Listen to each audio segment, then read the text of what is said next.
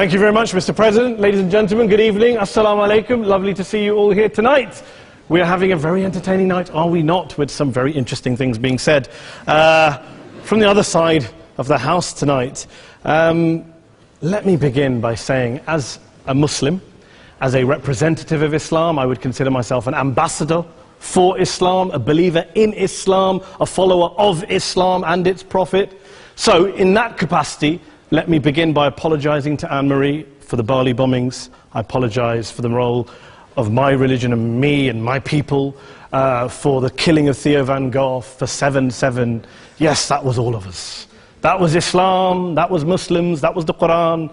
I mean, astonishing claims to make in the very first speech tonight, on a day like today, where the Conservative Prime Minister of the United Kingdom is having to come out and point out that these kind of views are anathema. And I believe you're trying to stand for the Labour Party to become an MP in Brighton.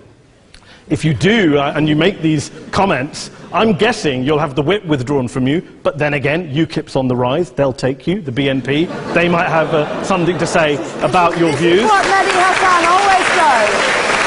By the way, just on a factual point, since we heard a lot about the second speaker, about how backward we Muslims all are, on a factual point, you said that Islam was born in Saudi Arabia. Islam was born in 610 AD. Saudi Arabia was born in 1932 AD. So you were only 1,322 years off. Not bad? Not bad start there.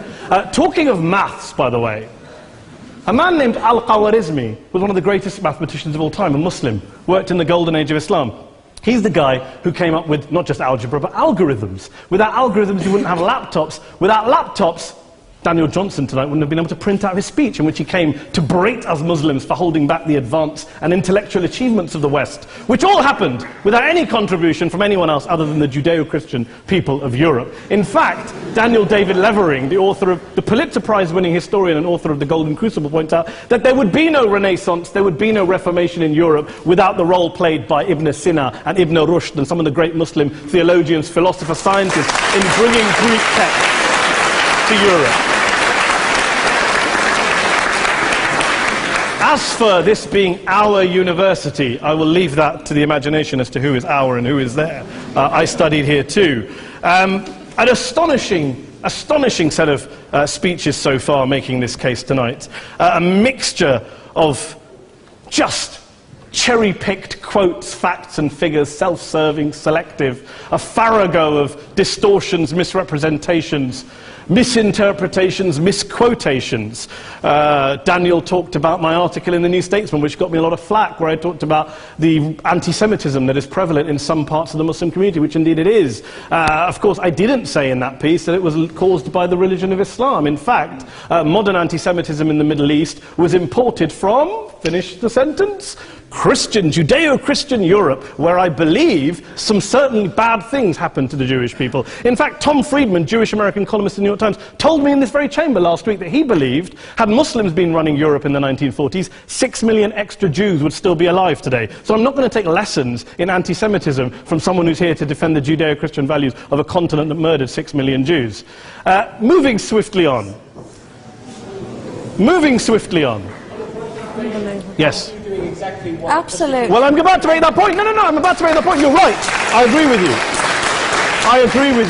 I agree with you 110%. That is my point. I don't think Europe is evil or bad. I'm a very proud European. I don't want to judge Europe on the basis, but if we're going to play this gutter game where we pull out the Bali bombing and we pull out examples of anti-Semitism in the Islamic community, then of course I'm going to come back and say, well, hold on. I mean, look, let's be very clear. Daniel here was a last-minute replacement for Douglas Murray, who had to pull out. And Douglas and I have a well-documented differences, but to be fair to Douglas, as to be fair to Anne-Marie and to Peter, atheists. Atheists see all religions as evil, violent, threatening. What the problem I have with Daniel's speech is that Daniel comes here to run this robust defense of Christianity, forgetting that his fellow Christians, people who said they were acting in the name of Jesus, gave us the Crusades, the Spanish Inquisition, the anti-Jewish pogroms, European colonialism in Africa and Asia, the Lord's Resistance Army in Uganda, not to mention countless arson and bomb attacks on abortion clinics in the United States of America to this very day. I would like a little bit of humility from Daniel first before he begins lecturing other communities and other faiths on violence, terror and intolerance. But, no thank you. Some water. But I would say this, to address the gentleman's very valid point here, I'm not going to play that game.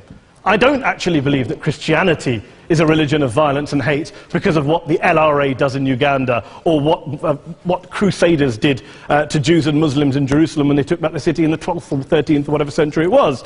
I believe that Christianity, like Islam, like pretty much every mainstream religion, is based on love and compassion and faith. I do follow a religion in which 113 out of the 114 chapters of the Quran begins by introducing the God of Islam as a God of mercy and compassion. I would not have it any other way. I don't follow a religion which introduces my God to me as a God of war, as some kind of Greek God of wrath, as a God of hate and injustice. Not at all. As Adam pointed out, you go through the Quran and you see the mercy and the love and the justice. And yes, you have verses that refer to warfare and violence. Of course it does. This is not a motion about pacifism. I'm not here to argue that Islam is a pacifistic faith. It is not. Islam allows military action, violence in certain limited contexts. And yes, a minority of Muslims do take it out of that context. But is it religious? We talked about Woolwich. Daniel and Anne-Marie have suggested that it's definitely religion that's behind all of this. Well, actually, what I find so amusing tonight is we're having a debate about Islam, and the opposition tonight have come forward. We have a graduate in law, a graduate in modern history, a graduate in chemistry, and you know, I admire all of their intellects and their abilities, but we don't have anyone who's actually an expert on Islam, a scholar of Islam, a historian of Islam, a speaker of Arabic, even a terrorism expert or a security expert or a pollster, let alone to talk about what Muslims believe or think. Instead, we have people coming here, putting forward these views, putting forward these sweeping opinions. Listen to Professor Robert Pape of the University of Chicago, one of America's leading terrorism experts, who, unlike our esteemed opposition tonight, studied every single case of suicide terrorism between 1980 and 2005, 315 cases in total. And he concluded, and I quote, "There is little connection between suicide terrorism and Islamic fundamentalism or any of the world's religions. Rather, what nearly all suicide terrorist attacks have in common is a specific secular and strategic goal to compel modern democracies to withdraw military forces from territory that the terrorists consider to be their homeland." And the irony is, when we talk about terrorism, the irony is that the opposition and the Muslim terrorists, the Al-Qaeda types, actually have one thing in common. Because they both believe that Islam is a warlike, violent religion. They both agree on that. They have everything in common. Osama bin Laden would be nodding along to everything he's heard tonight from the opposition side. He agrees with them. The problem is that mainstream Muslims don't. The majority of Muslims around the world don't. In fact, a gentleman here started quoting all sorts of polls. Gallup carried out the biggest poll of Muslims around the world, of 50,000 Muslims in 35 countries. 93% of Muslims rejected 9/11 and suicide attacks. And of the 7% who didn't, they all, when polled and focus grouped, cited political reasons for their support for violence, not religious reasons. And as for Islamic scholars and what they say, well, Daniel talks about our University of Oxford. We'll go down to Oxford Centre for Islamic Studies, get hold of a man named Sheikh Afifi al-Akiti, who is a massively well-credentialed and well-respected Islamic scholar, who has studied across the world, who in the days after 7/7 published a fatwa denouncing terrorism in the name of Islam, calling for the protection of all non-combatants at all times, and describing suicide bombings as an innovation with no basis in Islamic law. Go and listen to Sheikh Tahir al-Qadri, one of Pakistan's most famous Islamic scholars, who published a 600-page fatwa condemning the killing of all innocents and all suicide bombings unconditionally without any ifs or buts.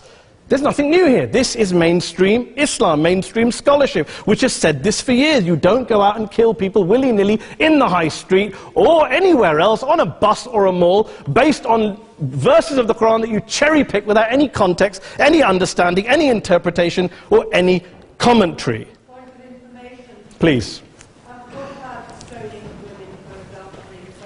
Well, it doesn't happen, apparently.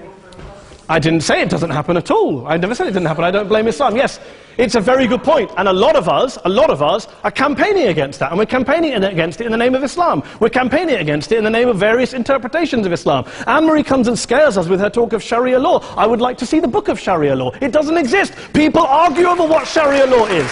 And you empower the extremists by saying there is only one version. You empower them all. I don't believe you took any interruptions, Anne-Marie, so I think you should stay there for a moment. Several countries. Here's what we're dealing with. Here's what we're dealing with. We are dealing, I took your point. Here we are dealing with a 1400-year-old global religion, followed by 1.6 billion people in every corner of the world, a quarter of humanity, of all backgrounds, cultures, ethnicities, and yet the opposition tonight wants to generalize, stereotype, smear, in order to desperately win this debate. And here's my question, if we're going to generalize and smear. If, okay, people say yesterday's bombers, and we've got to be careful, there's a trial going on, were yesterday's attackers, motivated by Islam? Big debate. I don't believe they were. Let's say they were. Let's say Faisal Shahzad, the Times Square bomber, was motivated by Islam. Let's assume, for sake of argument, that Richard Reeves, the shoe bomber, was motivated by Islam. If Islam is responsible for these killings, if Islam is what is motivating these people, and Islam is therefore not a religion of peace, a religion of war, then ask yourself this question: why aren't the rest of us doing it? Why is it such a tiny minority of Muslims are interpreting their religion in the way that the opposition claim they are? Let's assume there are 16,000 suicide bombers in the world. There aren't. Let's assume there are for the sake of argument.